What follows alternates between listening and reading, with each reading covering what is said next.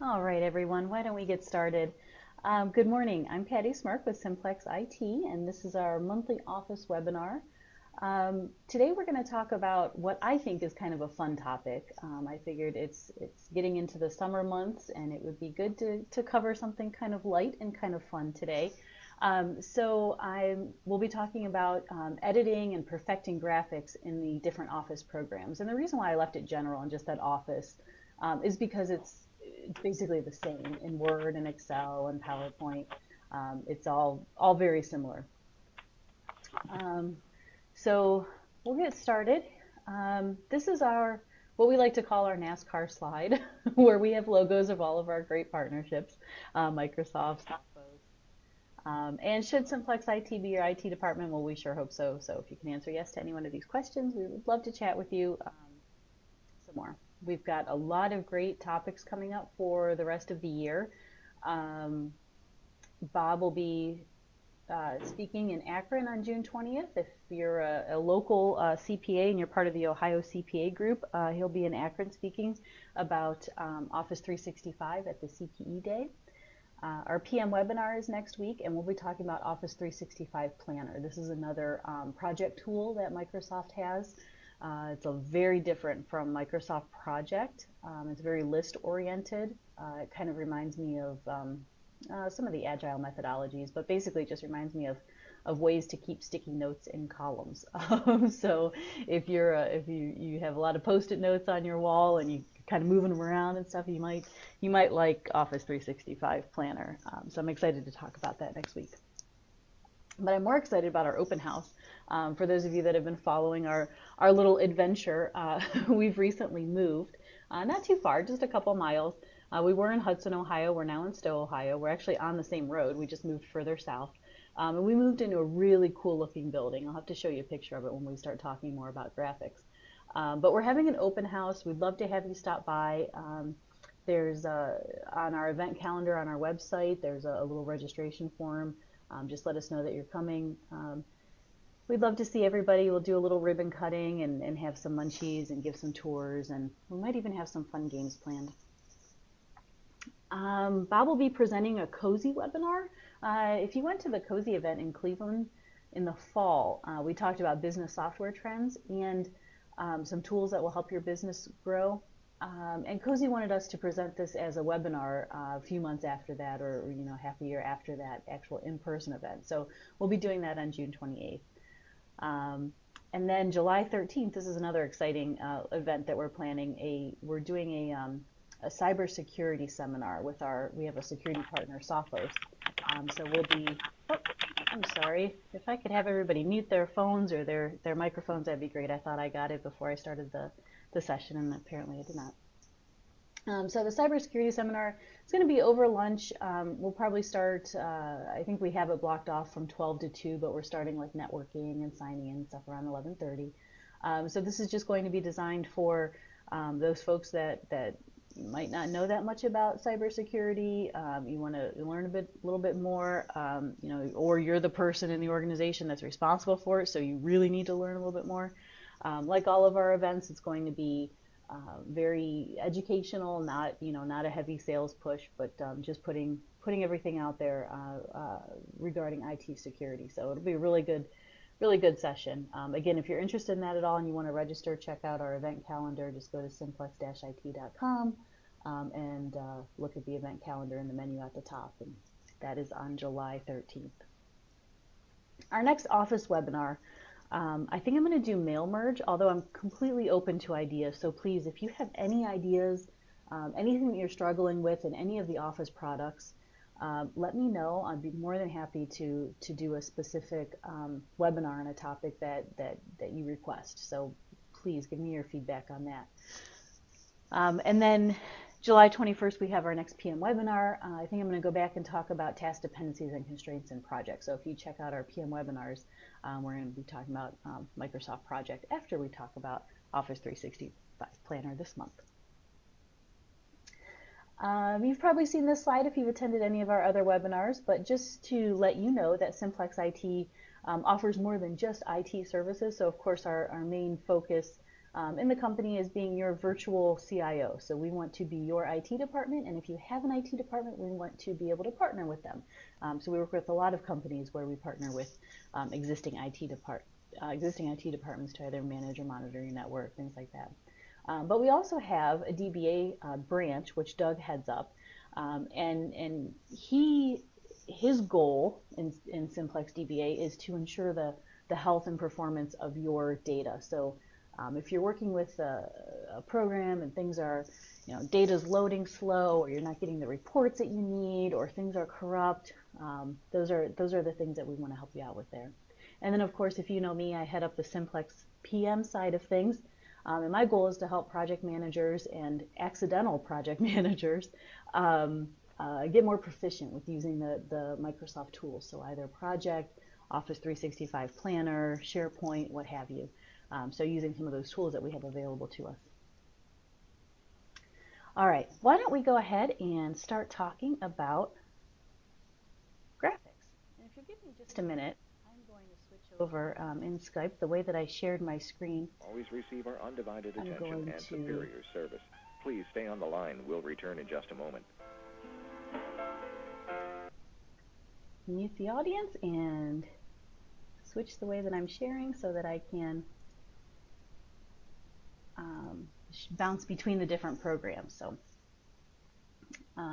right now I am in PowerPoint, and please give me a chat if you can't see my PowerPoint screen, but I'm in PowerPoint, and I think I'm going to start actually in Word, kind of showing some of the features around graphics. So let me just bring up my Word window here. And something that is kind of fun when you're working with graphics, and you just need some text, sometimes we just need filler text, and we end up just, typing out on our, blah, blah, blah, some text. But instead of doing that, I needed some filler text to get me started this morning before I started the webinar. So I wanted a couple paragraphs of some filler text. So all I did was I typed equals, lorem, and empty parentheses.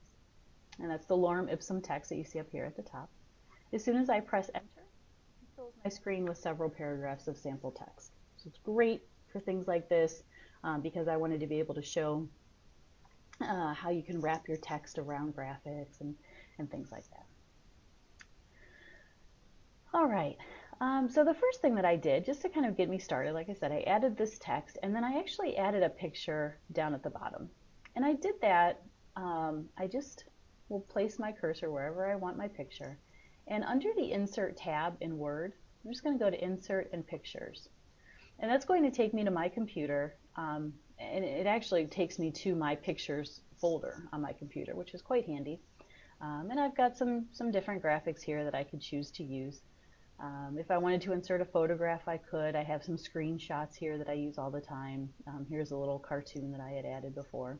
But let's say I want this photograph, so I'll use this one. And I'll just click insert, and that adds it right where my cursor was. Now from here, there's a number of different things that you can do, and I will admit I never got too involved in playing around with the graphics in Office. But picking up some of the marketing things that we're doing here in the company, I've had more and more of a need to add a picture in Word, or add our logo here or there, and so I've been experimenting more with it and really finding that it's nice to be able to do it right in this program. So I'm sure that you're familiar with inserting a photo and resizing it. If you are not, I will give you a brief demonstration. Just kind of hover over top of any one of these little circles that surround your photo that you just added, and you can increase or decrease the size of it. Very nice and easy. Now I will tell you, if you don't use the corner ones, you'll distort it a little bit. If you use the corner circles, you won't distort it.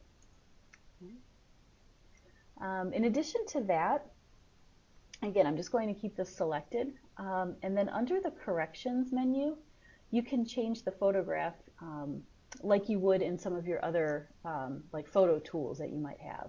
So you can make it a little bit brighter. This one actually is a little dark, so maybe I do want to make it a little bit brighter. And maybe I want to make it a little bit crisper. So here I'll say I want to increase the contrast a little bit. If that's not quite enough, if these shortcut options aren't quite enough for you, you do have the menu right to the picture correction options. So I can click on that, and that pops up this menu over on the right with all of the options that you can use for pictures. So there's a number of different presets. Here I can sharpen it if it's a little pixelated or a little distorted. I can try to sharpen it.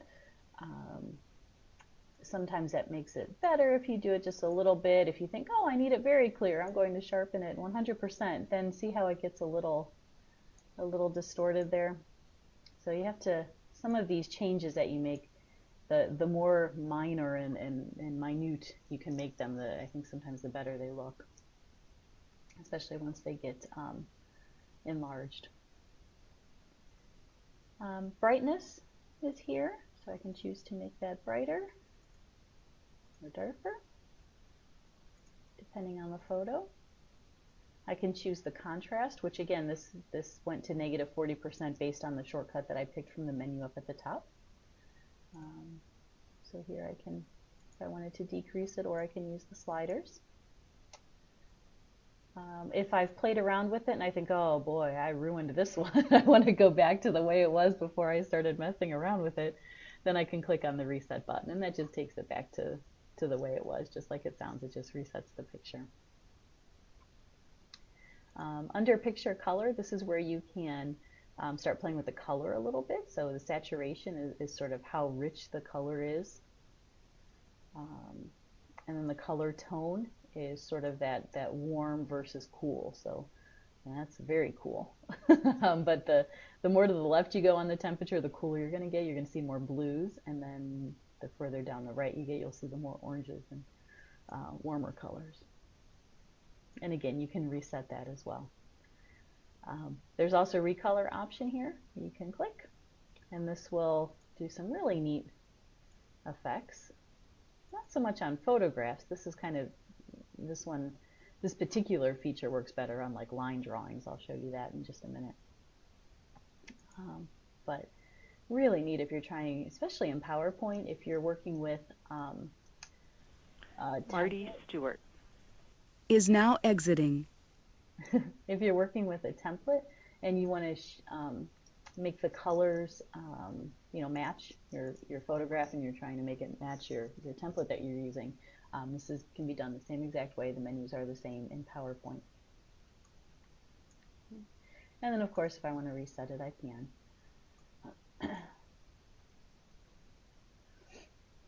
Some of the other options, there's this artistic effects, and this is really fun with photographs. Let me make this a little bit bigger so that you can see it more easily. So here I can make some different effects. You'll notice that when I hover over them, you can see the effect there, and I'm not clicking on it, I'm just kind of hovering over, just to kind of get an idea of what it's going to look like, which one I want to pick. Let me show you some of these. This one is good for summer. It looks like it's at the bottom of a swimming pool. So you can kind of browse through the ones that you want, click on the one that you want, and then the changes are made there. Again, you'll notice that in most of these menus you're given this drop down with some shortcuts, but then in most of the menus you have that option at the bottom to open up the full artistic effects options, which basically just selects one of these different menus up at the top under Format Picture. So we were just over here looking at the Picture menu, but I could also click on the Effects menu. That would do the same thing as clicking on the artistic effects at the top. And then here you can play with them a little bit. You have your shadow effects, reflection, glow, all of these different options that you have. And you kind of play around with them. Sometimes the shortcuts are nice when you're in a hurry, and then sometimes when you're creative, it's fun to kind of get in there and be able to get it precisely how you want. The one thing that that some people really struggle with is the text wrapping. So let's say that I wanted my text to be all around my image. There's a little pop-up that appears really whenever you select any image, and that kind of gives you an idea of your text wrapping. So here I can block out a square, and my photograph is actually a square, so it really doesn't, that one really wouldn't matter. But if it wasn't a square, if I had a circle, that text would still be filled in a square format. But basically, if I want to put, I'm going to say I want it in front of my text. So here, my picture is completely covering the text. And I can move it around. It doesn't move the text at all. If I say that I want it square, you'll notice that it just wraps right around the text. Wherever I put the text, wherever I put the graphic, the text is just going to wrap right around it. And that's also up here in the menu at the top. Under Wrap Text, you can do the same thing here.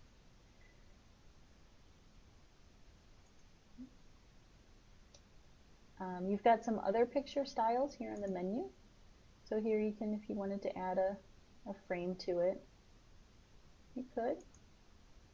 If you wanted to change the shape, maybe you wanted an oval. And of course you can change the border, whatever effects you want. This again was over here in the format menu. And then the layout if you had used one of the graphics here. The send forward and send backward is when you have multiple graphics. So say for example, I change this and I bring this graphic on up top. See how it kind of covers up the other graphic? That's where I can send this one backwards. So let's say I want the darker graphic in front of it, just a little bit, overlapping a little bit. I can select the cartoon graphic and send it backward, and that's just going to send it behind that other graphic. So send backward will always send it back one level, and bring forward will always bring it forward one level. And then if you just want it to be in the front, there's maybe 10 different things stacked on top of each other, but you want that one to be in the front, then just say bring forward or bring to front. And then same thing with back. If you just want it kind of in the background, you just say send it back. And then it's the same thing as clicking send backward 10 times if you had 10 levels. So you can get some neat effects there with being able to stack them. Aligning objects is nice too. This is when you have multiple objects selected. So I just selected both of my graphics by holding down the shift button and clicking on each one. So now that they're both selected, now I can align them. I can align the left side of them together.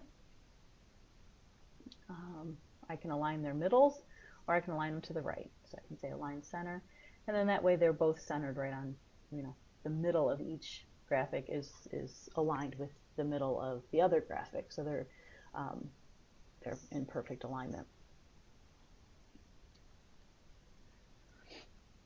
And then of course you have left, center, right, and then top, middle, bottom.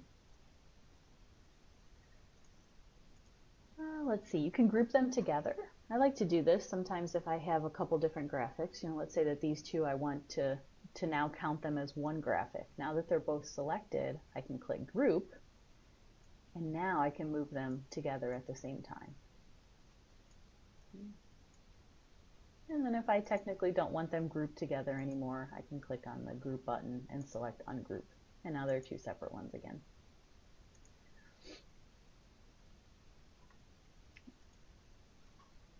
The rotate button allows me to rotate my graphics around. I can rotate to the right or the left, or I can flip it vertically or horizontally. Let's do that with this guy. And I'm going to rotate it to the right, or flip it around, or rotate it to the left and bring it straight up again. And I should probably flip it around because you can see, although the image didn't look too different, but you can see the text down there at the bottom is flipped. So I I should flip it again, flip horizontal again so that it's not backwards. Crop, this is one that you may be familiar with, but cropping is great if you've got areas of your graphics that you don't want to appear in your document.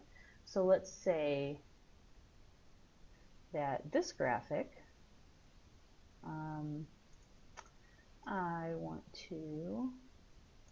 let's say I want to cut out some of the space. Maybe there's nothing going on there and I just want to save the space. I'm just going to click crop, and then I can take these black lines and sort of drag them in and crop out what I don't want. So let's say I just wanted to focus in on the speaker. I can do that. I got my crop marks right where I want them. So when I hit enter, now all I see is that one graphic, or I'm sorry, that one image that I cropped around.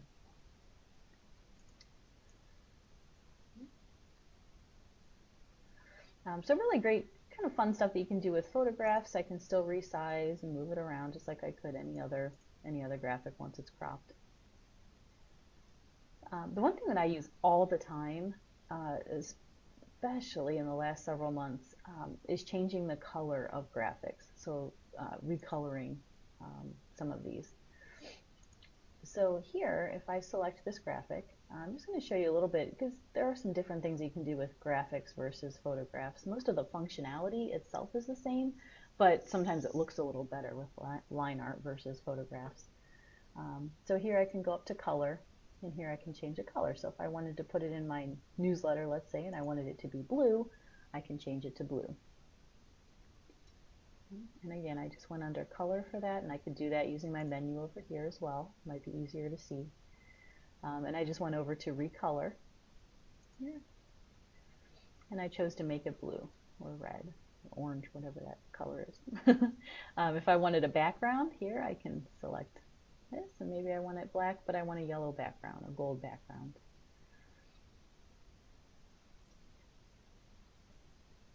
So really neat if you're looking for, if you're online looking for a specific picture, you want a picture of a cake, and you can only find it in red, but you want it in green, then you can still use that graphic, but just recolor it.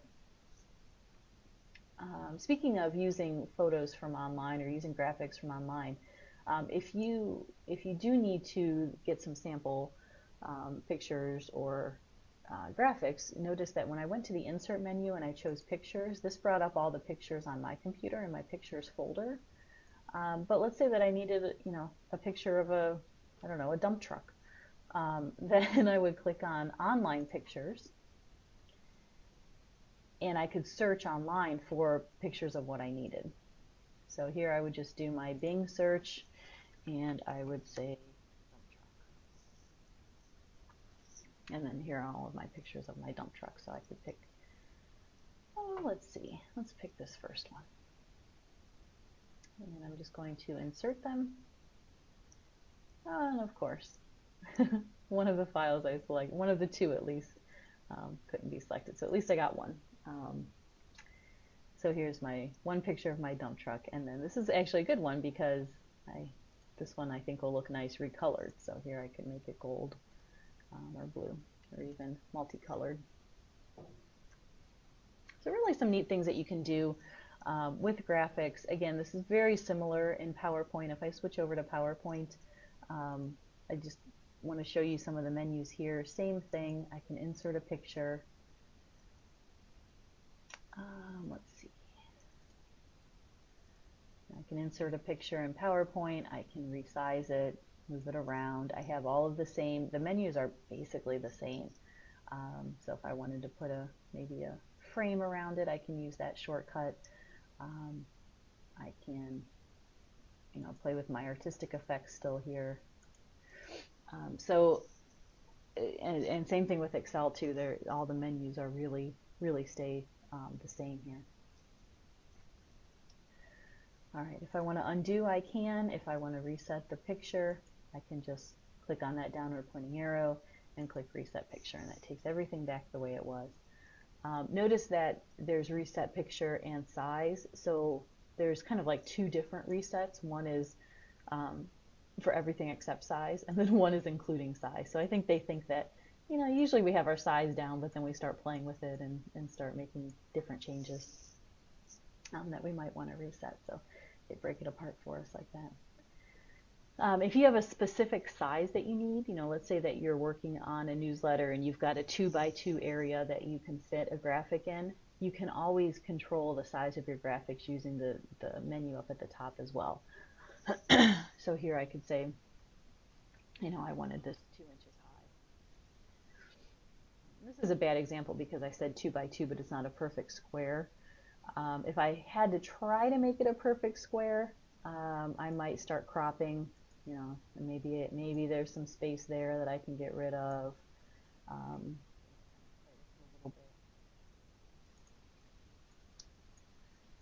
You can always double click also on the graphic I'm sorry, not double click, but you can right click on the graphic to give you some more shortcuts as well. So change picture, format, size, a lot of the same things that you saw from the menu up at the top, you can get by right clicking. So Microsoft, they like to give you lots of different ways to do the same thing.